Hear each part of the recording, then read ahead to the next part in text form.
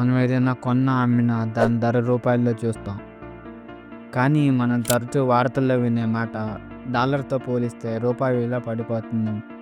రూ. 60 ఉన్న డాలర్ తర్వాత రూ. 85 ప్రస్తుతం రూ. 90 దాటిపోయింది. నిజానికి భారత ఆర్థిక వ్యవస్థ వేగంగా పెరుగుతున్నా మన రూపాయి ఎందుకు బలహీనపడుతుంది? దీని అనుకున్న నిజమైన కారణాలేంటి? ఈ వీడియోలో చూద్దాం.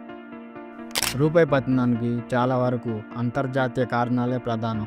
వాటిలో ముఖ్యమైనది అమెరికన్ డాలర్ బలం పెరగడం. అమెరికాలో ద్రవ్యోల్బణాన్ని కంట్రోల్ చేయడానికి యూఎస్ ఫెడరల్ రిజర్వ్ వడ్డీ రేట్లను పెంచుతుంది.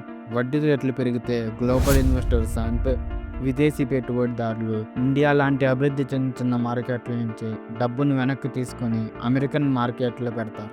అంటే ఇండియా నుంచి డాలర్లు బయటకు వెళ్ళిపోతుంది అన్నమాట.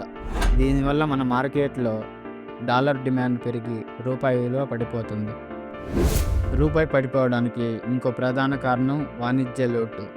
సింపుల్గా చెప్పాలంటే మనం ఇంపోర్ట్ చేసుకునే వస్తువుల ఖర్చు మనం ఎక్స్పోర్ట్ చేసే వస్తువుల ఆదాయం కన్నా ఎక్కువగా ఉంది. మన దేశంలో క్రూడ్ ఆయిల్, ఎలక్ట్రానిక్స్, గోల్డ్ లాంటివి ఎక్కువగా దిగుమతి చేసుకుంటాం.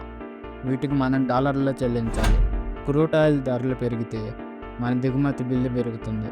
అంటే మార్కెట్లో డాలర్లకు డిమాండ్ మరింత పెరుగుతుంది. ఆటోమేటిక్గా రూపాయిపై ఒత్తిడి పడుతుంది. అంటే ఆర్బీఐ ఏం చేస్తుంది? రూపాయి విలువ మరింత పడిపోకుండా ఉండాలంటే ఆర్బీఐ దగ్గర ఉన్న ఫారెక్స్ రిజర్వ్స్ నుంచి డాలర్లను మార్కెట్లో విడుదల చేయాలి. ఆర్బీఐ సాధారణంగా ఈ పని చేస్తుంది. కానీ కొన్నిసార్లు మార్కెట్ పరిస్థితులు లేదా పెద్ద అవుట్ఫ్లోస్ ఉన్నప్పుడు ఆర్బీఐ జోక్యం పరిమితంగా ఉంటుంది. దీనివల్ల కూడా రూపాయిపై ఒత్తిడి పెరుగుతుంది. చివరికి ఈ భారం ఎవరిపై పడుతుంది?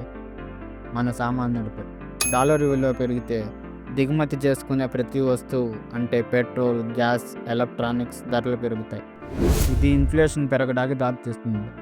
అయితే రూపాయి పతనం ప్రతికూలమే కాదు, కొంతమందికి ఉపయోగకరం. ఎందుకంటే మన దేశం నుంచి ఎగుమతులు చేసే వాళ్ళకి, ఐటీ కంపెనీలకి ఎక్కువ ఆదాయం వస్తుంది. ఉదాహరణకు డాలర్కి రూ. 80 ఉంటే $1కి రూ. 80 వస్తుంది. అదే రూ. 90 అయితే 90 వస్తుంది. కానీ విదేశాల్లో చదువుతున్న విద్యార్థులకు, టూరిజం కోసం వెళ్ళే వాళ్ళకు, రుణాలు తీసుకున్న వాళ్ళకు మాత్రం ఖర్చు పెరుగుతుంది. ఎందుకంటే వాళ్ళు డాలర్లలో ఫీజులు, ఖర్చులు చెల్లించాల్సి ఉంటుంది. మొత్తంగా చూస్తే రూపాయి పతనం అనేది కేవలం ఒక్క సమస్య కాదు. ఇది గ్లోబల్ ఫైనాన్షియల్ మార్కెట్లో డాలర్ బలం, పెరుగుతున్న వాణిజ్య లోటు, ఇంకా ఎఫ్పిఐ అవుట్ఫ్లోస్ లాంటి అనేక అంతర్జాతీయ, దేశీయ కారణాల కలయిక.